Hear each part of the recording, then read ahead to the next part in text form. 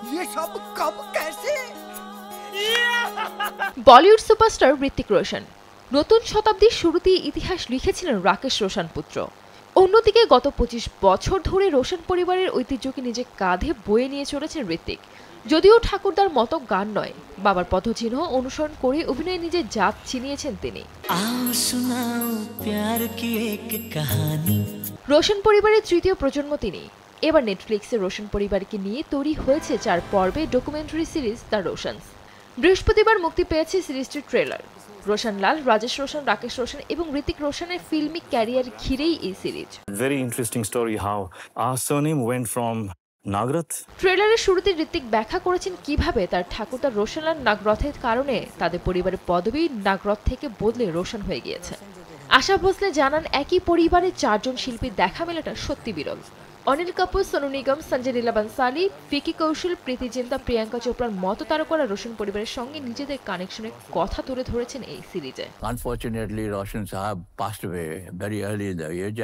শাহরুখ খান দুই ভাই রাজেশ এবং রাকেশকে বাস্তব জীবনের কারণে অর্জুন বলে ব্যাখ্যা করেছেন।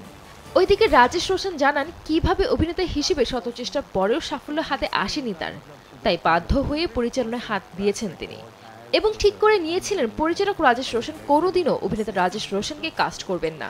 পাশাপাশি তিনি আরও জানান, কারণ অর্জুনের চিত্রনাট্যে বিন্দু মাত্র ভরসা ছিল না শাহরুখ খানের।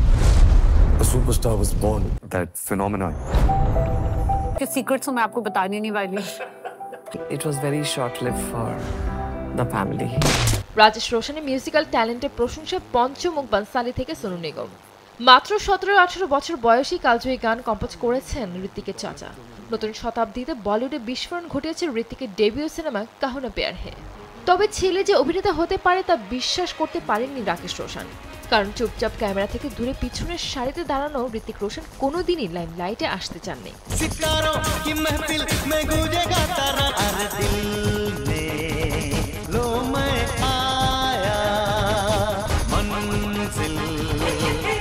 অভিষেক বচ্চন ঋত্বিকের ছোটবেলার বন্ধু। তার কথাতেও অভিনেতা বরাবরই পেছনের সারিতে থাকতে পছন্দ করত। এই ডকুমেন্টারি সিরিজে উঠে আসবে রাকেশ রোশনের উপর হামলা হওয়ার ঘটনাও। আন্ডারওয়ার্ল্ডের হুমকির পর প্রকাশ্যে দিবালোকে গুলি চালানো হয়েছিল ঋত্বিকের বাবার উপর। সেদিন অল্পের জন্য প্রাণে বেঁচে যান তিনি।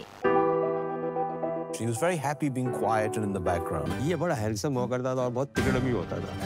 জানা যায় আগামী ১৭ জানুয়ারি নেটফ্লিক্সে মুক্তি পাবে শশী রঞ্জন পরিচালিত the Roshans. Julie took the whole industry by storm.